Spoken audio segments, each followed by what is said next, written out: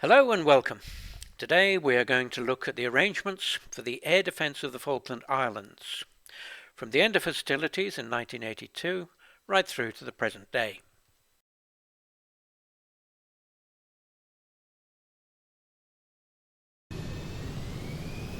We will use two flight simulators to examine the aircraft and scenery of the Falklands. The web addresses of all items are detailed in the show notes below.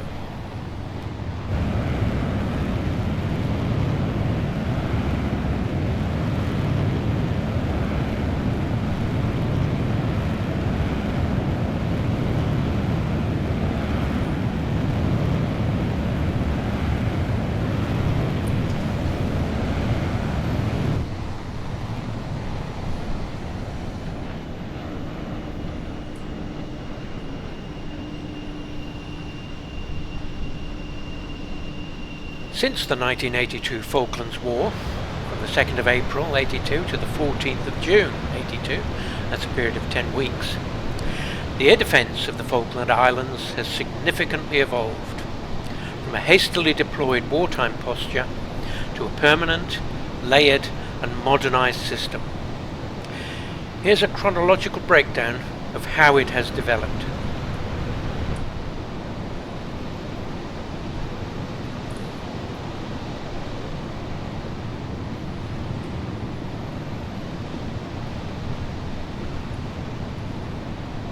After the war, the UK recognised the strategic vulnerability of the Falklands to air and missile threats.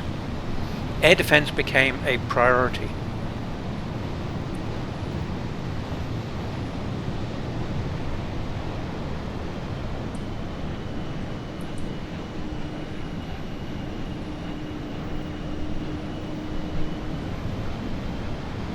RAF Stanley Airfield could not at first support a fighter deployment, so the Royal Navy had to leave an aircraft carrier on station for 4 months with a squadron of Sea Harriers.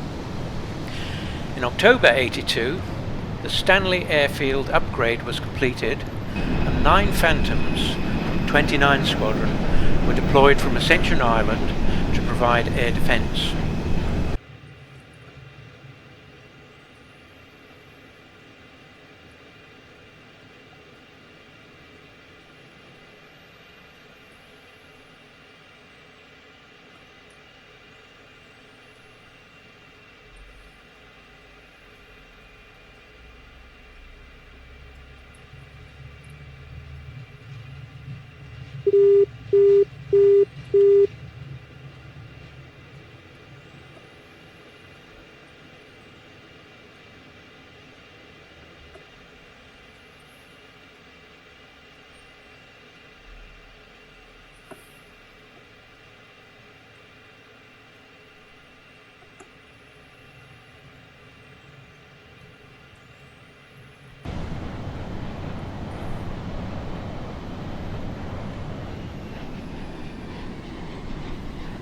In March 83, 23 Squadron moved from RAF Wattisham to Stanley to relieve 29 Squadron, and the UK government was obliged to purchase a squadron of F-4J Phantoms from the USA in order to maintain the UK's air defence commitment.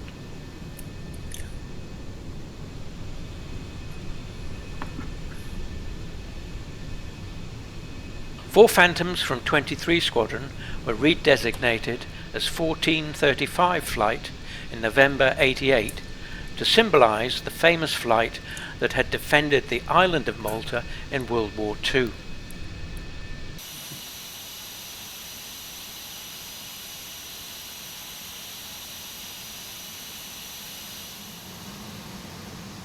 Rapier missile systems were deployed in multiple locations around the airfield and key installations to provide short-range air defence. Early warning radar gained prominence, with systems like the Plessy AR-3D radar giving coverage of Argentine airspace.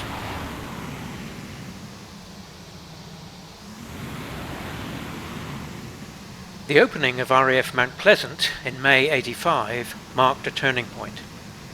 This was a permanent airbase, purpose-built to house fast jets and logistic support. It was located further inland and away from civilian areas. The 4 Phantoms were replaced by 111 Squadron Tornado F3s in 1992, offering better interception capabilities. Also, upgraded Rapier missile systems enhanced reaction time and hit probability.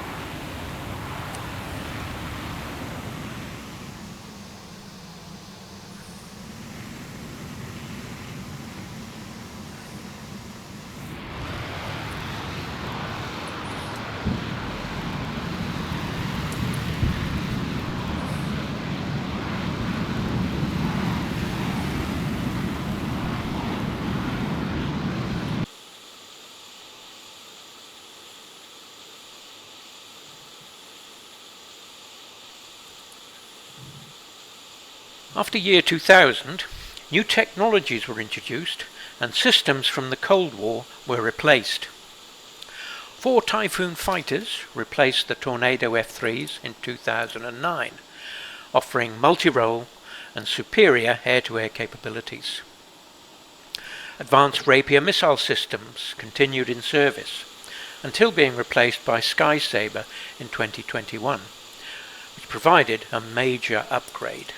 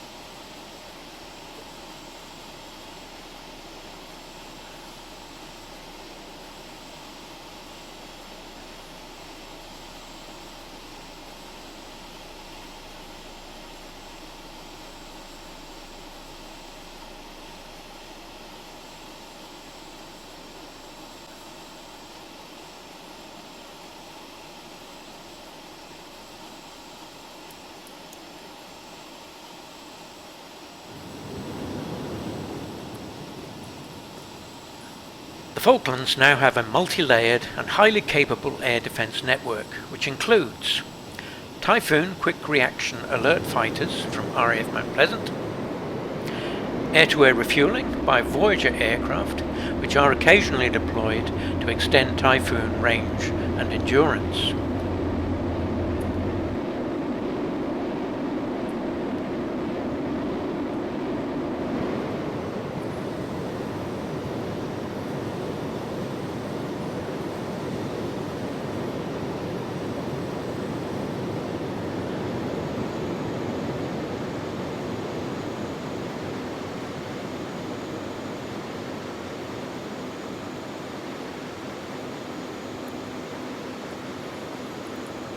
Ground-based air defence Sky Sabre missiles, which are highly agile and have a 25-kilometre range.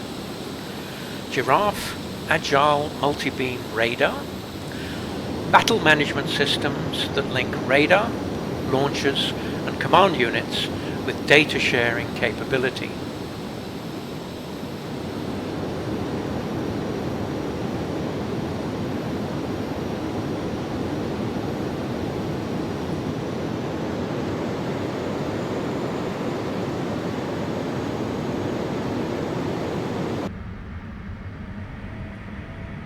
Early warning and surveillance radar installations that are continually updated to monitor Argentine airspace and the South Atlantic.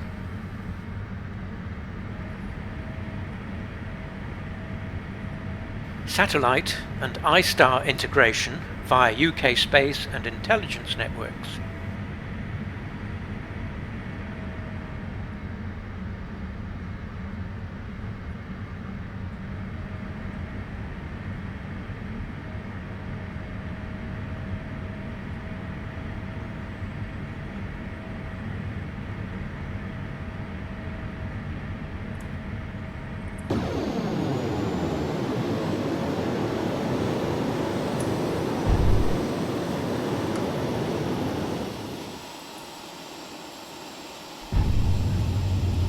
A Royal Navy ship, usually an offshore patrol vessel like HMS Forth, is always stationed in the area.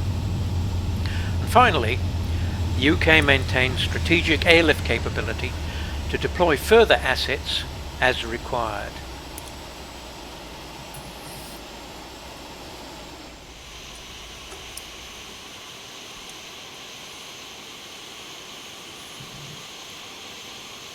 That's it, so I hope you enjoy the video and see you next time.